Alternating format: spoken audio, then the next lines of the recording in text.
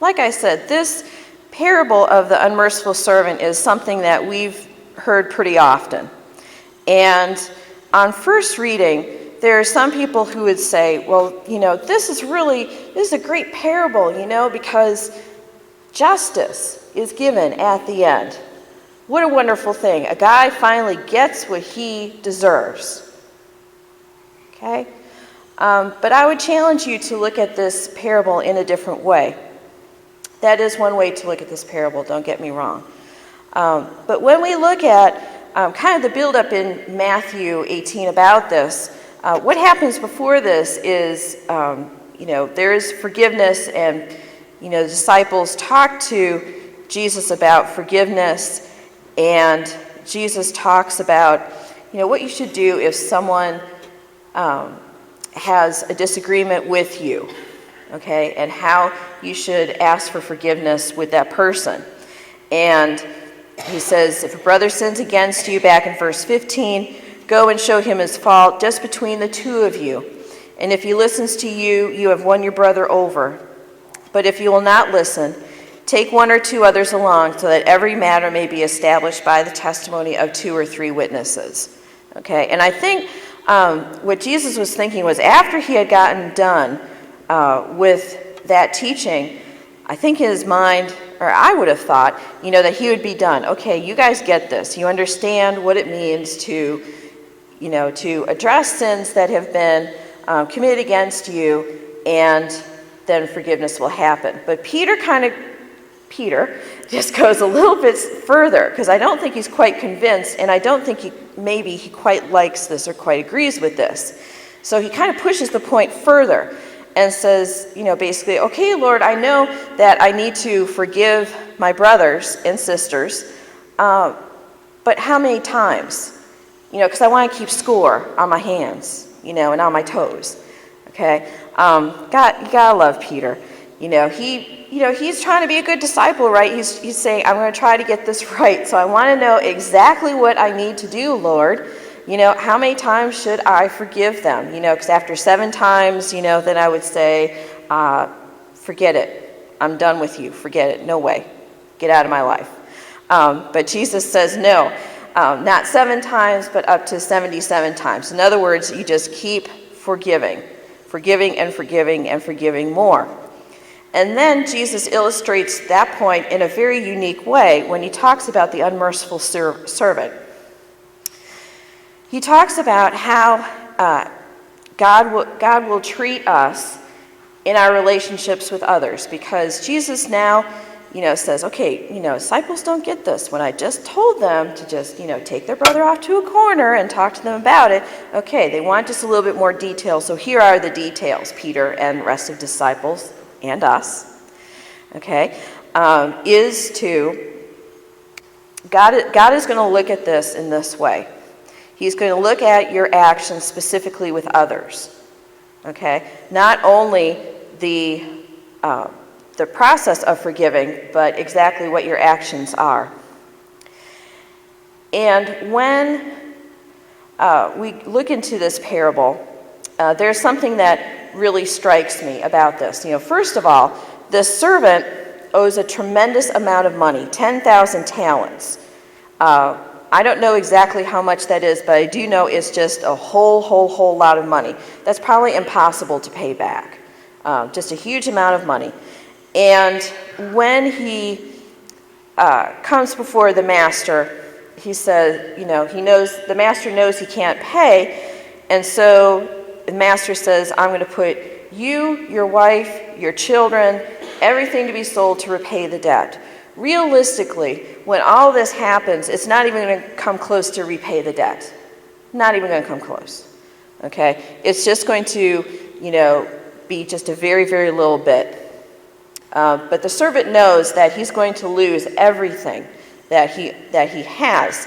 And he falls before his knees in front of the master and says, be patient with me and I'll pay back everything. Okay? Even though this debt is impossible to pay back, he says, I will pay back everything.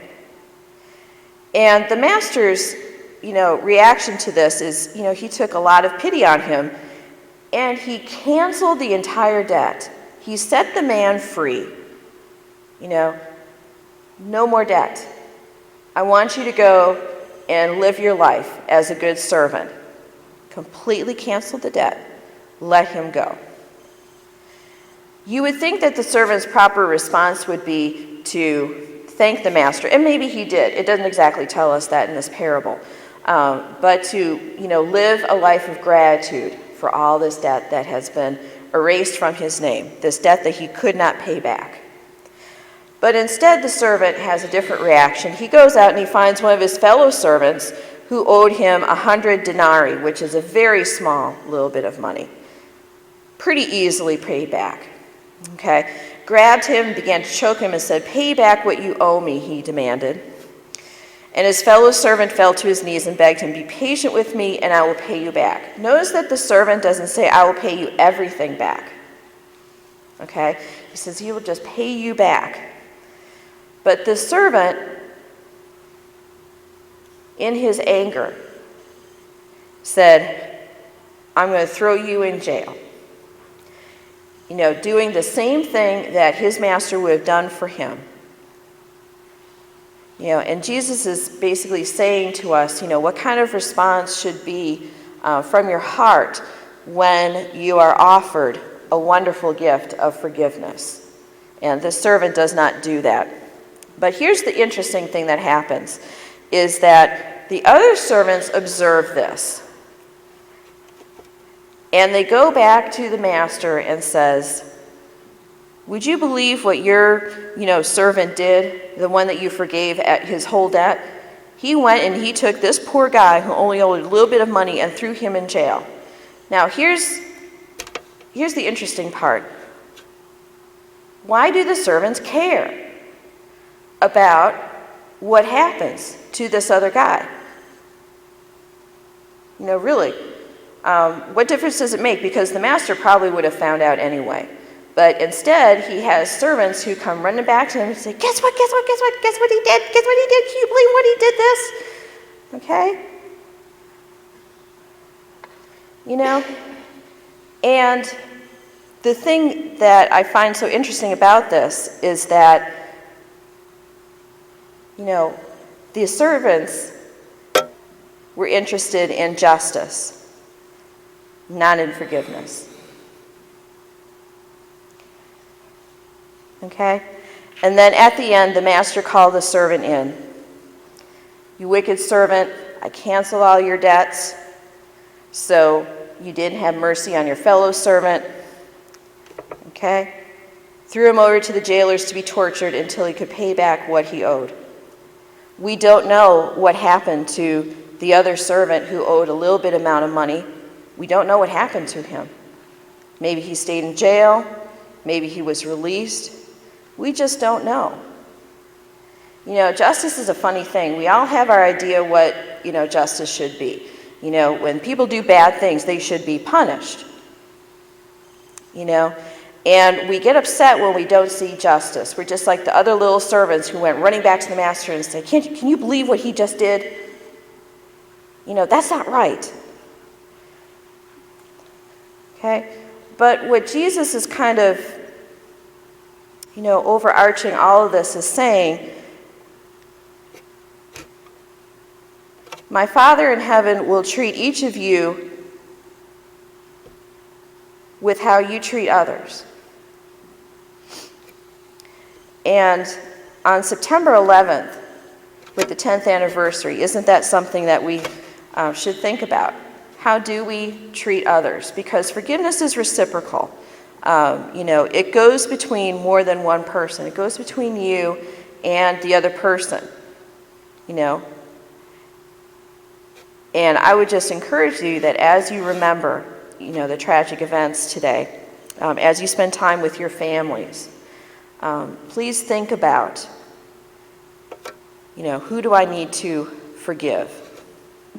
And do I want to live my life as one of those little servants who go running to the master and say, "Can you believe what he just did?" When you, like me, have probably committed enough sins to be thrown into jail and tortured ourselves. And that is my message for you. Peace be with all.